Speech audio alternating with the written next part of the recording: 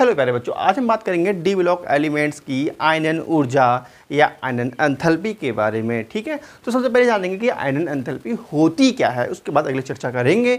तो देखो, जैसे कोई भी ये एटम है, देखो ये एटम के बाह्य कोश में ये इलेक्ट्रॉन प्रेजेंट है। ठीक है, अब इस इलेक्ट्रॉन को हमें निकालना है। तो इस इलेक्ट्रॉन को जब हम बाहर निकालते हैं, ठीक है, तो बाहर निकालने के लिए आपको पता है कोई भी काम करते हैं तो एनर्जी की जरूरत पड़ती है। तो इस इलेक्ट्रॉन को बाहर निकालने के लिए कुछ एनर्जी की आवश्यकता होती है, उसको ही हम बोलते हैं आयोनाइजेशन एनर्जी। ठीक है, या एंथैल्पी भी बोलते हैं इसको, आयोनाइजेशन एंथैल्पी या आयनन ऊर्जा। ठीक है, किसी परमाणु के बाह्य कोश से एक इलेक्ट्रॉन निकालने के लिए जितनी ऊर्जा की आवश्यकता होती है उसे आयनन ऊर्जा कहते हैं। ठीक है, जैसे कि ए हमारे पास कोई एटम है बेटा, ठीक है, अब हमें इससे एक इलेक्ट्रॉन निकालना है तो क्या बन जाएगा A+। ठीक है, तो कुछ ऊर्जा की जो आवश्यकता होती है उसको बोलेंगे यहाँ पर फर्स्ट आयोनाइजेशन एनर्जी। ये कौन सी है बेटा, इसको बोलते हैं फर्स्ट आयोनाइजेशन एनर्जी। जो भी ऊर्जा की आवश्यकता होगी उस ऊर्जा को क्या बोलेंगे, फर्स्ट आयोनाइजेशन एनर्जी। ठीक है, अब इससे एक हमने निकाल लिया है, अब एक A+ से हमने एक निकाल लिया, अब मान लीजिए फिर से एक इलेक्ट्रॉन निकाल लें, इसी में से निकाले हुए में से एक इलेक्ट्रॉन फिर से निकाल लें, तो ये क्या बन जाएगा, ये बन जाएगा A++।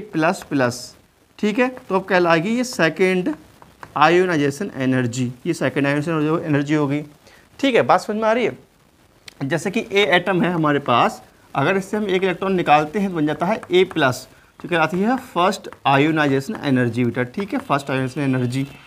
अब इससे हम फिर से इलेक्ट्रॉन निकाल लेते हैं तो ये कहलाती है सेकेंड आयोनाइजेशन एनर्जी। ठीक है, तो ये हो जाता है A+++। अगर मान लीजिए फिर से एक इलेक्ट्रॉन निकालते हैं तो ये कहलाती है आपकी ionisation energy, ionisation energy third A+++। ठीक है, ये आपको 11th क्लास में सब पढ़ाया जाता है, प्रथम आयन ऊर्जा, द्वितीय आयन ऊर्जा, तृतीय आयन ऊर्जा के बारे में। यहाँ डिस्कशन करेंगे कि 3D सीरीज में जो लेफ्ट टू राइट चलते हैं तो आयनाइजेशन एनर्जी किस प्रकार प्रभावित होती है, इन चीज़ों पर चर्चा करी जाएगी 12th क्लास में। ठीक है बेटा, तो देखो 3D सीरीज में लेफ़्ट टू राइट जब चलते हैं तब शुरू के 5 एलिमेंट्स की तो आयनाइजेशन एनर्जी बढ़ती है। ठीक है, उसके बाद घटना प्रारंभ होती है, लास्ट में फिर बढ़ जाती है, ये क्रम होता है। तो ये बात मैं लिख देता हूँ, उसका बाद समझाऊंगा होता है ये कैसे आखिर। ठीक है बेटा, तो इसको कहीं बॉक्स में पैक करके लिख लेना, इसको बॉक्स में पैक कर लो क्योंकि 11th की चीज़ है, अब 12th का आप समझाऊंगा आपके लिए। ठीक है, तो इतना आप बॉक्स में पैक कर लेते हैं, समझाया था आपके लिए। तो हम लिख सकते हैं अब इसमें 3D सीरीज में लेफ्ट टू राइट चलने पर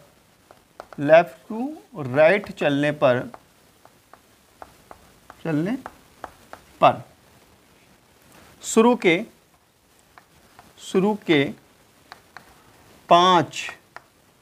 के 5 एलिमेंट्स की आयोनाइजेशन एनर्जी बढ़ती है।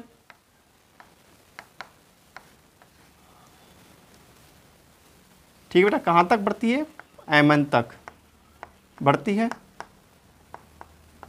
फिर घटना प्रारंभ होती है, फिर 3 एलिमेंट्स तक, फिर 3 एलिमेंट्स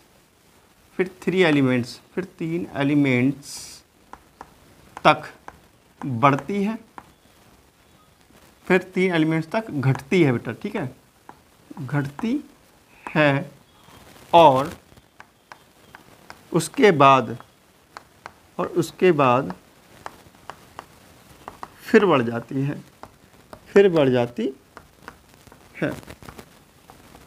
ठीक है, देखो जरा इसका क्रम देखो बेटा।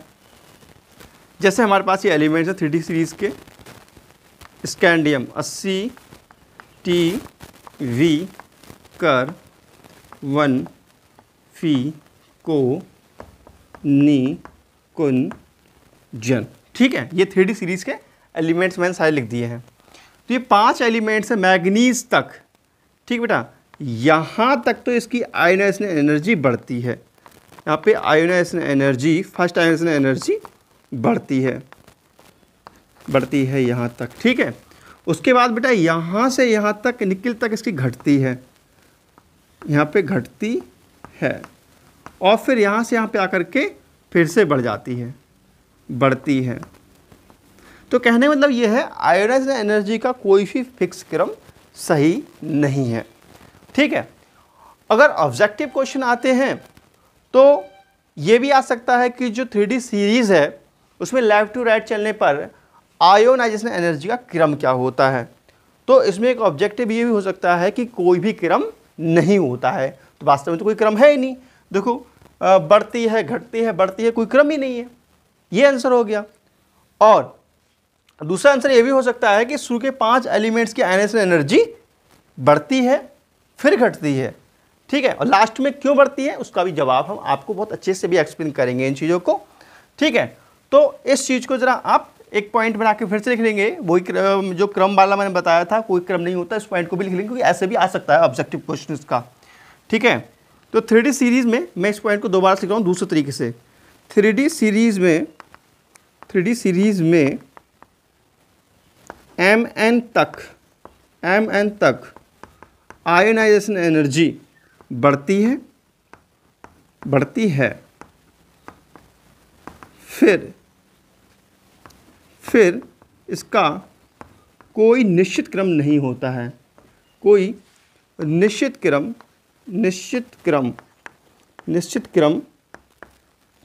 नहीं होता है,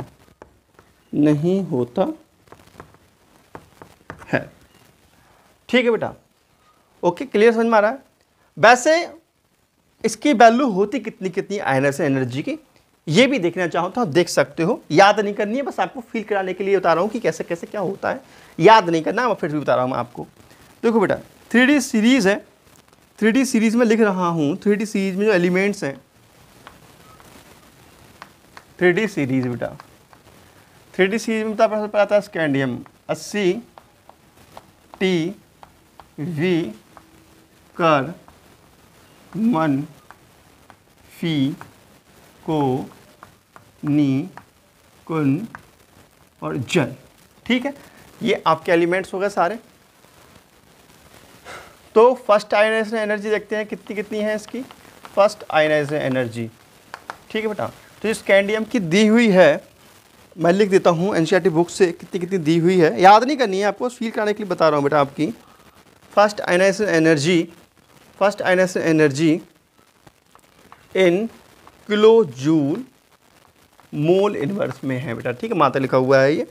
तो इसकी है 631 होती है, 656 होती है कि 650 है आयनाइजेशन एनर्जी बेटा, 653 है और इसका 717 है, 762 है, 758 है, 536 है। ठीक है बेटा, 745 है, उसके बाद है 906 आयनाइजेशन एनर्जी। ठीक है, तो आप देखो बेटा, वैसे वास्तव में इसका कोई क्रम है ही नहीं।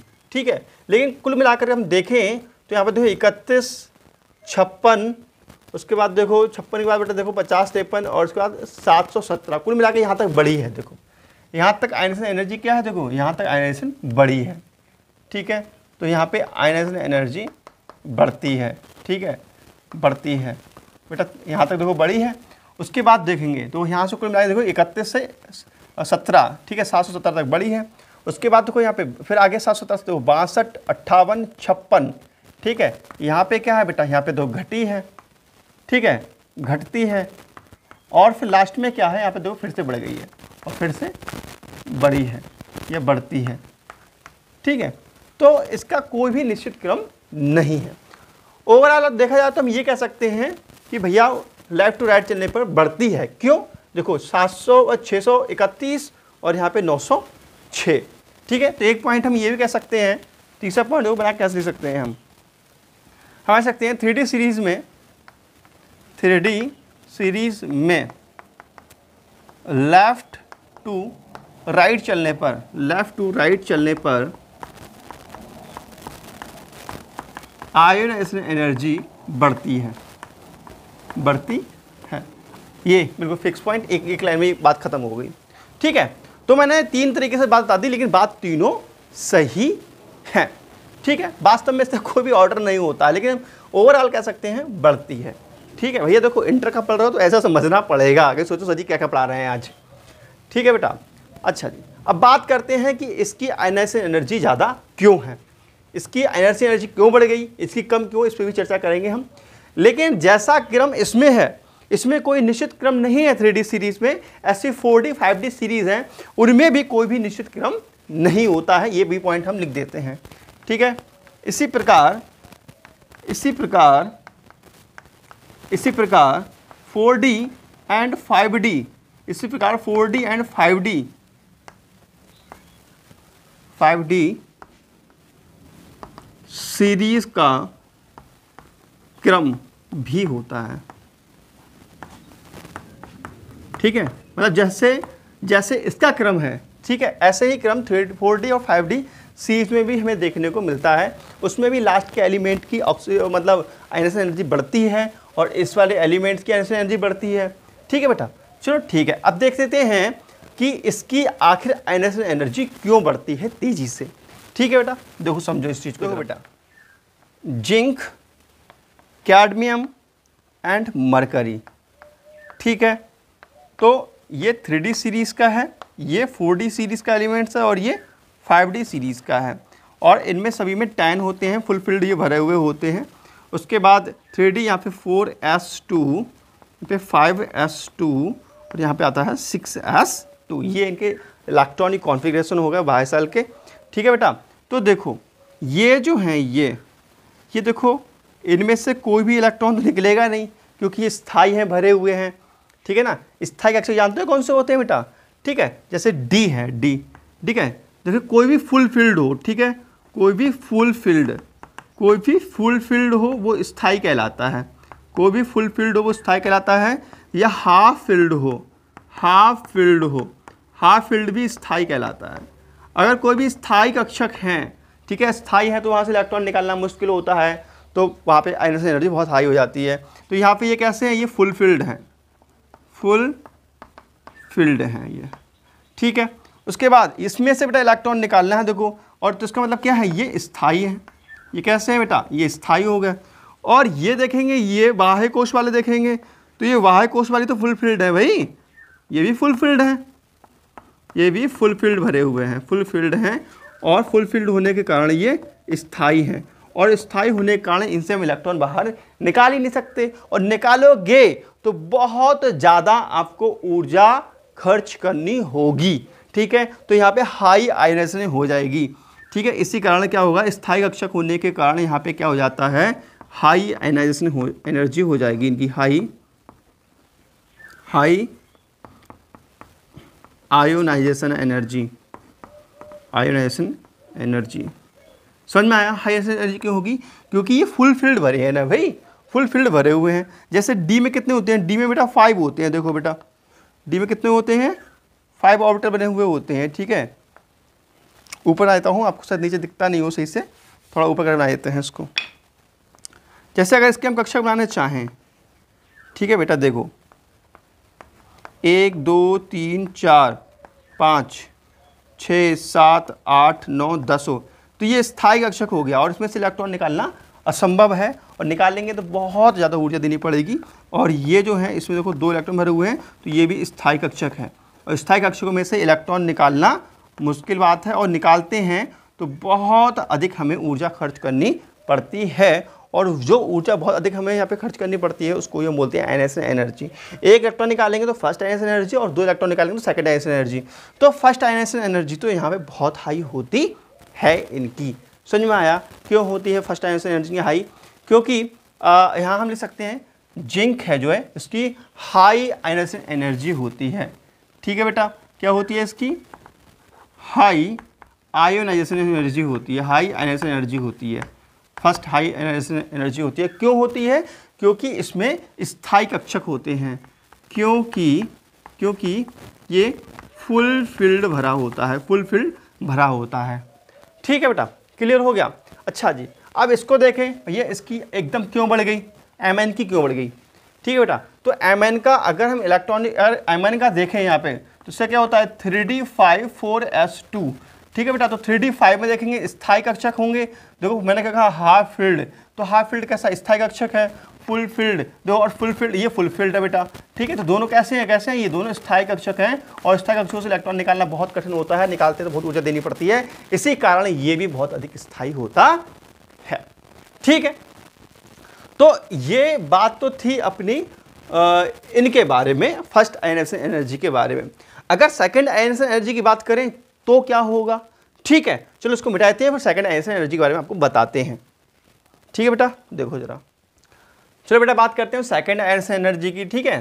तो सेकंड आयनाइजेशन एनर्जी में जो देखो यही देखते हैं, जिंक, कैडमियम, मरकरी, ठीक है बेटा।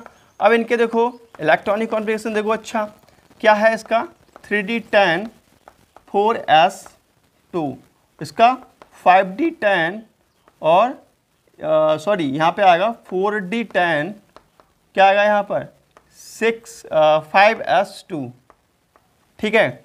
और ये क्या आएगा 5D10 और 6s2, ठीक है।